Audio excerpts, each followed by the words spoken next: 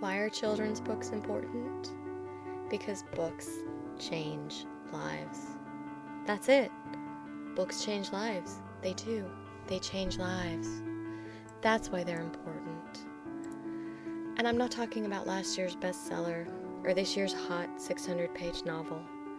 Not some long-winded exposition of class or social mores, not all 7 volumes of remembrance of things past. Children's books change lives.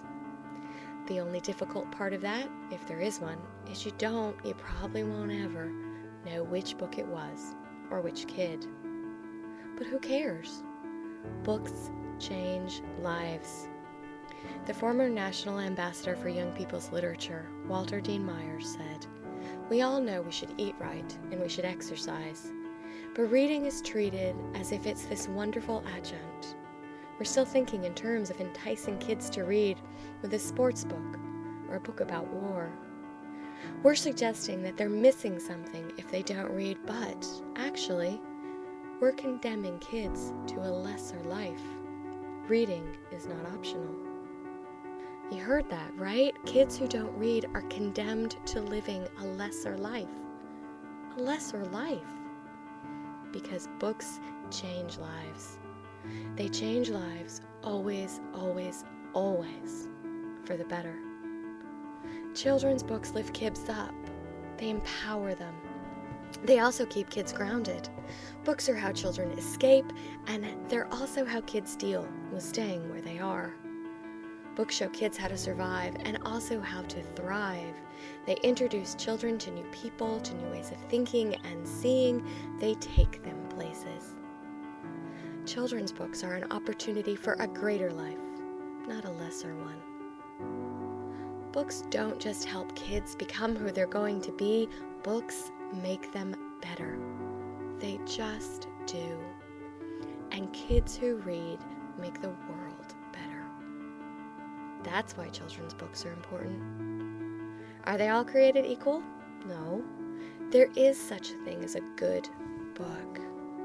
But the truth is that good books come in all shapes and sizes and colors, all subjects and themes and genres. They come filled with all kinds of people and experiences and emotions and happenings, just like the kids they're meant for.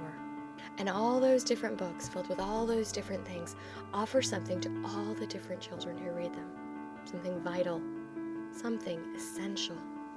Children's books enrich. They combine art and language in a way that is magical and timeless and relevant. Sometimes they also take children to another country or culture.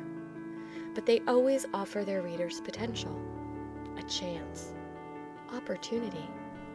Kids with books have better opportunities, more opportunities, measurably better and measurably more than kids without. Children's books are not optional. They matter, and getting those books to kids matters. Helping a child find the book, whichever one it happens to be, the book that will make a difference, the book that starts everything, matters. Oftentimes, but not always, the book is fiction, stories. When we say reading is not optional, when we say books matter, that they change lives, that's not just nonfiction, not just facts, but stories. Because fiction speaks to children. There's a reason children's book authors get hundreds of letters and emails from kids. Fiction speaks to children. Every child has felt isolated, alone. The only person in the world who this has happened to, who feels like this, who hopes for this, dreams about this. Fiction says that's not true. It happened to this character and it felt like this, and then something.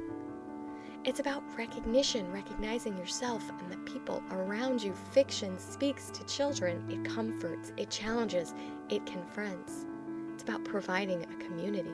And it's about starting the conversation. Because bringing books and children together starts with reading aloud, starts with questions and pointing and talking and turning the page. Starts with meeting new people, hearing their stories, sharing your own. Then it continues. But first, and maybe best, books are a conversation. Reading books is not an option. Without reading, without books, without stories, where do you go? What kind of conversations are you left with? What kind of imaginations. Who are your heroes? What do you dream about, and where, to what, and to whom do you aspire?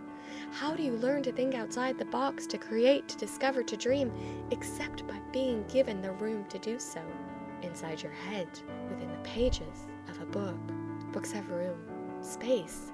It's not about decoding, it's not just about literacy. That's just the first step. Children's books hold potential, the future. They're not an option.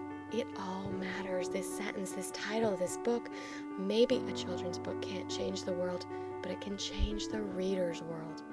It does. And then who knows? That's why this is so important. Getting the right book to the right child, that's why being part of UBAM matters.